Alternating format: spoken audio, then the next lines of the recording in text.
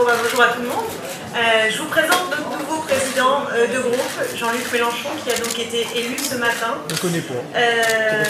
Suite à un vote et qui fait que... À bulletin secret, nous l'avons fait. Nous avons tenu à ce que ce premier acte de notre groupe se produise dans un cadre démocratique. Et donc Jean-Luc Mélenchon a été désigné comme président du groupe. Donc du coup, je lui laisse la parole pour dire quelle est la feuille de route. On va faire la feuille de route, non? Bah si, pourquoi pas.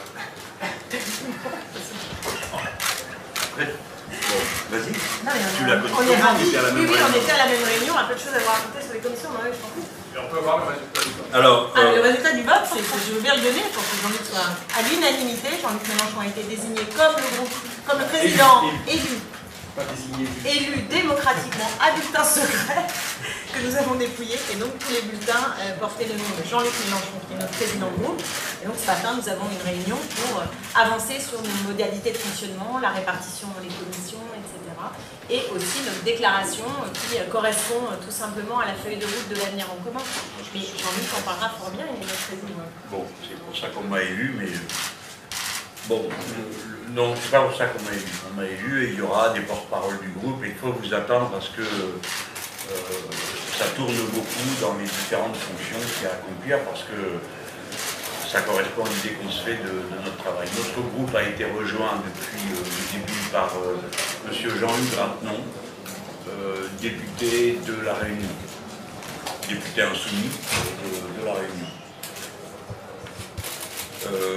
La discussion qui avait commencé avec M. Moïta Broterson ne s'est pas conclue, donc il sera membre d'un autre groupe. Je le mentionne parce que la discussion a eu lieu et ça ne sert à rien de dire qu'elle n'a pas eu lieu. Voilà, nous avons élu notre président du groupe et nous avons pris la décision de proposer une candidature pour la présidence de l'Assemblée nationale, Mme Caroline Fiat, qui est à côté de moi. Nous avons pensé que présenter une candidature d'une personne très engagée et connue pour son engagement de terrain, et notamment son engagement dans le milieu professionnel qui est le sien, d'aide-soignante, à un moment où l'hôpital public fait l'objet d'une charge et d'une tension terrible dont ont à souffrir de très nombreuses personnes, comme vous le savez, puisqu'on y a constaté récemment et déploré des suicides qui sont en quelque sorte la partie la plus terrible, visible du drame qui se noue dans les murs de l'hôpital public. Alors nous attendons que la procédure soit engagée, mais ce sera notre candidat.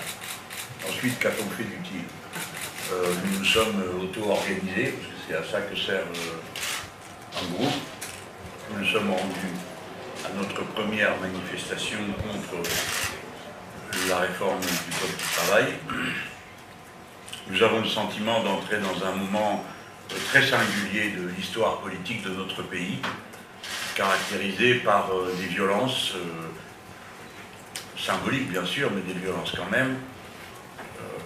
Le chef de l'État engage une monarchie jupitérienne qui est tout à fait particulière, puisque on nous dit, alors je ne sais pas si c'est confirmé, pardon, j'ai peut-être raté un épisode, qui s'exprimerait devant le Congrès du Parlement lundi, c'est-à-dire la veille du jour où le Premier ministre lui-même s'exprimera. On en déduit que le discours du Premier ministre, du coup, perd beaucoup de son intérêt et de sa substance, puisque le président se sera prononcé la veille. Mais c'est un acte d'une force tout à fait incroyable qui concentre sur la personne du président la totalité des pouvoirs. Et comme vous le savez, même si on a beaucoup à dire, nous, et on a beaucoup à dire contre la Constitution de la Ve République, il n'empêche que le rôle du Premier ministre dans le texte de la Constitution, c'est pas celui d'un exécutant.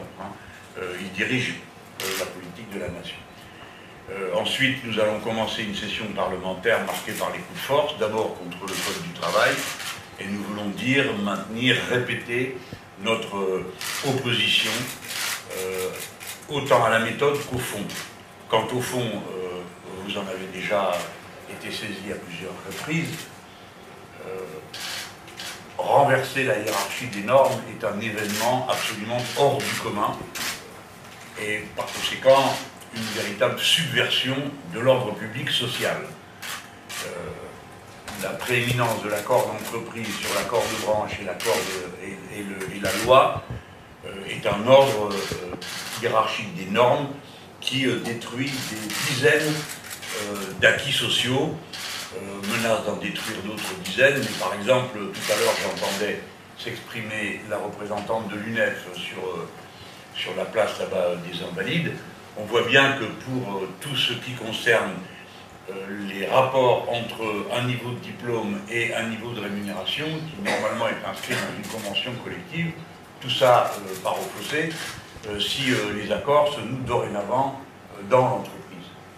Et que l'accord de branche, qui incluait ces rapports entre salaire et qualification, est rompu. Bref, 18 millions de personnes vont voir leurs conditions sociales subverties. Et dans la même mandature, la même législature, la même session, pardon, excusez-moi,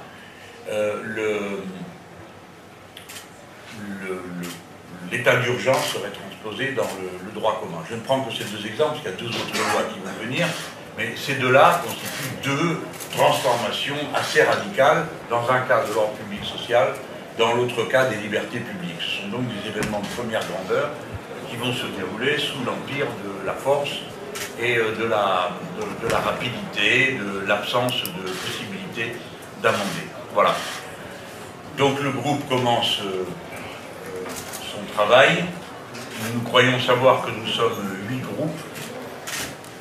Néanmoins, nous considérons que nous serons sans doute le seul groupe à voter tous ses membres contre la confiance au gouvernement. Par conséquent, nous considérons que nous sommes évidemment un groupe dans l'opposition. Notre déclaration de groupe est déposée tout à l'heure, nous sommes en train de peaufiner les dernières lignes. Et cette situation sera sans doute singulière, puisque, à notre connaissance, nous ne connaissons pas d'autres groupes dont tous les membres voteront dans l'opposition, sauf peut-être les Républicains, on a un doute sur la question. Dans cette hypothèse, étant le groupe d'opposition, nous réclamons la présidence de la Commission des Finances, puisqu'il est accepté que l'opposition dirige la Commission des Finances. Viens, Daniel, viens. Voilà, nous sommes presque occupés. Il nous manque le député du Nord, dont un qui paye pour moi au resto. Voilà. Voilà, c'est l'essentiel. Après, pour ce qui est de l'anecdote significative, comme vous le savez, nous rejetons l'imposition des codes vestimentaires qui nous sont imposés, qui ne sont dans aucun règlement intérieur, et nous les rejetons pas seulement parce que nous aurions une prévention particulière contre la cravate, nous n'en avons aucune. Parmi nous, certains la portent, d'autres ne la portent pas, mais nous ne supportons pas qu'on nous indique de quelle manière il serait bien séant de se vêtir. Nous nous sommes vêtus toute notre vie de manière bien séante, et nous continuons à le faire avec ou sans cravate. Mais notre critique n'est pas limitée au code vestimentaire imposé aux hommes. Elle s'étend, et peut-être même elle commence par la critique du code vestimentaire que le droit coutumier de cette étrange assemblée prétend imposer aux femmes. Hein, avec des détails qui manifestent assez le type d'obsession et de névrose qu'avaient les rédacteurs d'un tel code coutumier. Voilà, à propos de la longueur des jupes et des robes, et ainsi de suite, pour ne pas entrer dans des détails supplémentaires. Donc nous nous présenterons sans cravate. Il y a eu dans cette assemblée autrefois des sans-culottes, il y a dorénavant des sans-cravates avec ou sans la cravate. C'est une tradition très ancienne de notre mouvement. Le premier député élu à gauche, donc c'était un socialiste, le maire de Commentry, est venu avec une blouse, et naturellement il a été rejeté, lui et sa blouse. On l'a contraint à porter le vêtement qui à l'époque était le code. Ah, voici les députés du Nord. Un de chaque côté, si vous voulez bien. Voilà. Voici l'Ariège. Il nous en manque encore une de l'Ariège. L'Ariège, la voici, Bénédicte. Cette fois-ci, nous sommes au complet. Les grands derrière, les petits devant. Hein. Bien, Bénédicte. Mets-toi par là, là, il y a une case libre. Bon. Voilà, le rappel de nos illustres prédécesseurs nous donne le courage d'affronter le défi que nous allons poser à ce code vestimentaire. Pour ceux qui aiment remonter encore plus dans le temps, vous apprendrez que les députés du tiers ont refusé, au bout de 2 séances, de porter la tenue austère qui leur avait été imposée, de manière à ce qu'ils paraissent dans leur humilité. Voilà, c'est ce que nous ferons tout à l'heure. Je ne sais pas si j'ai oublié quelque chose. Nous avons des travaux de groupe, on va pourvoir à la constitution de notre bureau de groupe, et tout ça est de médiocre intérêt à cette heure. Nous nous préparons pour une bataille de longue durée cet été. Le gouvernement et le président de la République doivent savoir que nous avons un avis, et même plusieurs.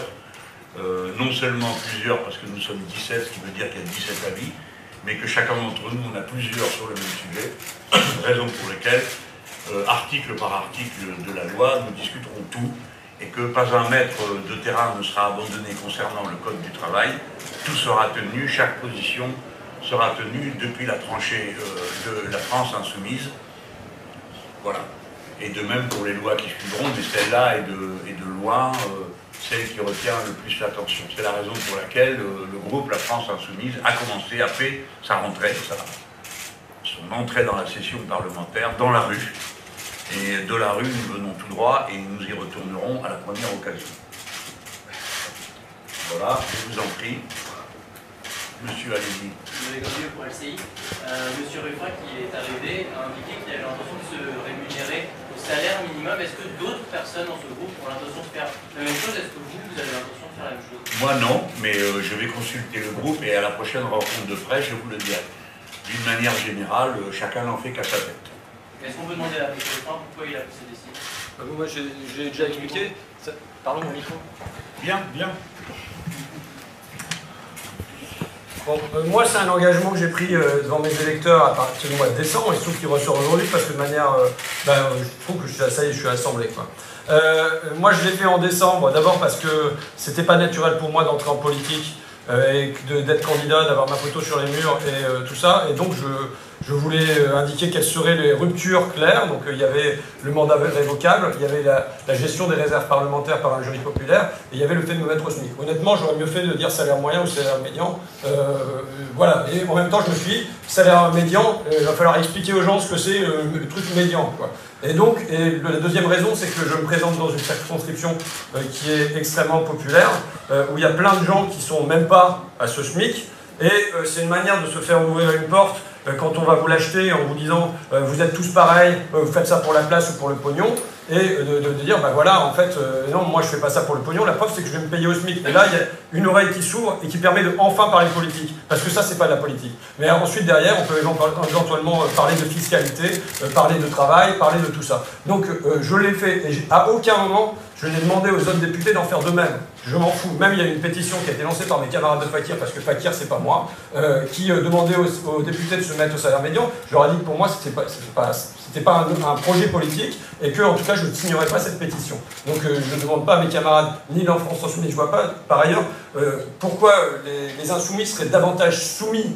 à cette demande-là que ne le sont les marcheurs ou les républicains. Mais voilà, pour moi, c'est une anecdote, de la même manière que, enfin, voilà, on est là de l'ordre de l'anecdote, et alors que je vous assure que moi, pour les gens de ma circonscription, qui sont dans les emplois de service, d'auxiliaires de vie sociale, d'assistantes maternelles, de vigile, et ainsi de suite, j'ai plein d'autres propositions, j'ai plein d'autres choses beaucoup plus importantes à vous dire, et qui concernent là, pour le coup, des millions de Français, et je sais que si je suis ici, c'est pour les défendre eux, et pas pour aller... voilà, et aujourd'hui, il faut se demander comment on va mettre tout le monde vers le haut, et mettre tout le monde en première classe, plutôt que de se demander s'il faut faire descendre du monde du train, ou se mettre en seconde classe, quoi. Voilà, je vous remercie. Et on exige tous une remontée du SMIC oui, de table. C'est ce que j'ai dit tout de suite quand je présentais ça aux gens. Je disais, moi je me mets au SMIC, mais je demande à ce que le SMIC il soit à 1 500 €. Voilà. Donc, bon, ceci dit, j'ai le train gratuit, je suis content. Excusez-moi, comment vous allez travailler avec les députés communistes qui viennent d'annoncer par exemple qu'ils allaient soutenir la candidature de Caroline Fiat au Perchoir et qui, je crois, ont proposé un groupe de liaison pour des travaux communs? Oui, oui. Sûrement. Bon, une autre question. Je vous ai répondu. On va travailler. Ils vous ont proposé un comité de liaison. Voilà. Avez-vous discuté de ça dans votre réunion et qu'est-ce qu'il en est ressorti?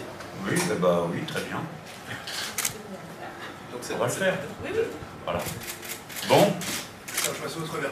Pourquoi est-ce que les discussions avec Moët et Breuerson, le député tahitien, n'ont pas abouti? Est-ce que c'est parce qu'il était pas forcément défavorables à voter la confiance au gouvernement. Enfin, Je ne sais pas vous dire. On a eu une rencontre très amicale, très détendue.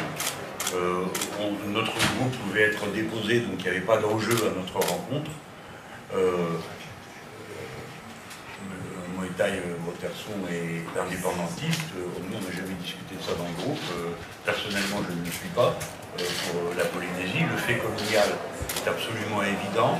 Et nous sommes tombés d'accord sur le fait qu'on se retrouverait sur au moins 3 points, si vous venez dans notre groupe. D'abord, que sa parole serait libre, qu'évidemment la nôtre aussi, notamment sur place, que l'un comme l'autre, puisqu'on était deux dans cette discussion, mais je parle pour tout le groupe là, nous ne croyons au changement de quelque nature qu'il soit en politique que par la voie démocratique. Bon, ce point mérite quand même d'être précisé chaque fois qu'il est question d'indépendance. Donc c'est par les urnes. Qu'ensuite nous étions en accord pour l'idée que quel que soit le projet, par exemple comme l'économie de la mer ou le reste, c'est en faveur et en direction du développement endogène. Hein, il ne s'agit pas de réinventer un nouvel habillage au colonialisme.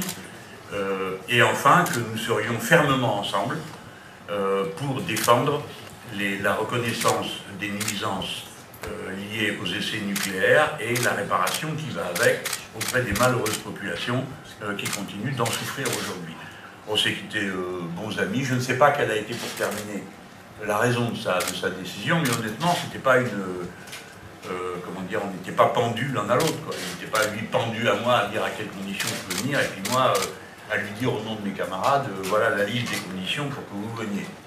Donc je ne sais pas vous dire ce qu'il fait, ce qu'il a décidé de faire, mais je lui ai dit, vous venez, vous êtes le bienvenu, vous ne venez pas, vous êtes bienvenu quand même. Voilà.